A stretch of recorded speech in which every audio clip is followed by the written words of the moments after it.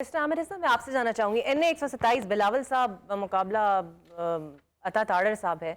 अभी भी मैं आ रही थी ऑफिस तो पीपल्स पार्टी एक रैली तब भी निकाल रही थी। आपको लगता है आसान है बिलावल साहब का यहाँ से सीट ऑक्यूपाई करना? बहुत शुक्रिया जी। देखिए, इलेक्शन में कोई ये बात कह देना कि आसान है, आसान कभी भी नहीं होता।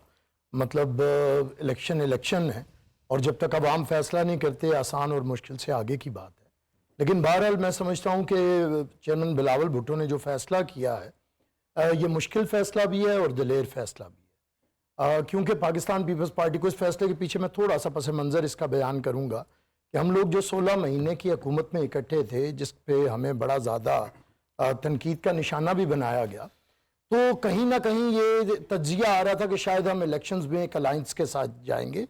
लेकिन पीपल्स पार्टी की तरफ से और स्पेशली बिलावल साहब की तरफ से हम लोग तो जल्द अज जल्द उस इत्तेहाद को, गवर्नमेंट को छोड़ना चाहते थे। लेकिन क्योंकि हम चल पड़े थे, फिर चलते रहे और हमने कोशिश नहीं की कि इन्हें इनकी पीठ पे खंजर खोबें, जिस तरह इन्होंने हमारे साथ किया था हमारी हुकूमत 2008 के दौरान। तो 127 में फिर ये हमें आई और मैं कहूँगा बड़े मोतबर कोई एक साबिक स्पीकर हैं उनकी तरफ से आई कि मियाँ शहबाज शरीफ इलेक्शन लड़ेंगे कराची से और बिलावल साहब लाहौर से लड़ लें, एक अच्छा मैसेज जाएगा और हम एक दूसरे की सपोर्ट कर देंगे।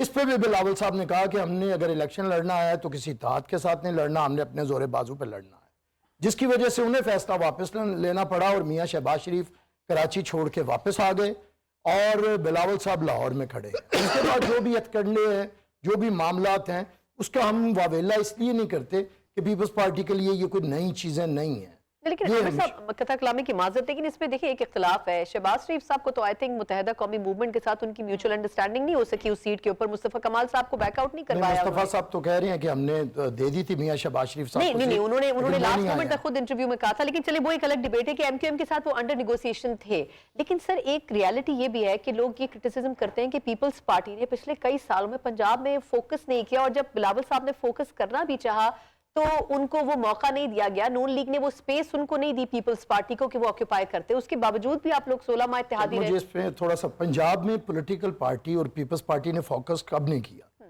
ये आप कह सकते हैं कि पंजाब में पीपल्स पार्टी के ऊपर उन्होंने फोकस नहीं किया जो पंजाब में फैसला साज है। शायद उन्होंने हम पे फोकस नहीं किया, हम तो फोकस करके बैठे हुए हैं। कब हमने यहाँ पे नहीं बैठे, हमारी क़यादत नहीं आई। देखिए कितना खतरनाक रुझान है इन इंतखाबात में कि चले एक पॉलिटिकल पार्टी को तो खत्म किया गया, आने नहीं दिया गया। अब 2 पॉलिटिकल पार्टीज मौजूद हैं और एक पॉलिटिकल पार्टी का सरबराह 4 सूबों में गया है और एक पॉलिटिकल पार्टी का सरबराह जो 4थी दफा वजीर आजम बनना चाहता है उसने पंजाब के अलावा कहीं जाने की कोशिश नहीं की। अगर वो बलोचिस्तान गए हैं और 20 तीतरों का शिकार करके बोरी में डाल के ले आए हैं होटल में एक जगह बैठ के, तो ये कैंपेन नहीं है पॉलिटिकल। या अपने दामाद के शहर में जाके वापस आ गए हैं तो ये पॉलिटिकल कैंपेन। हमने पॉलिटिकल, क्या ये रुझान नहीं है?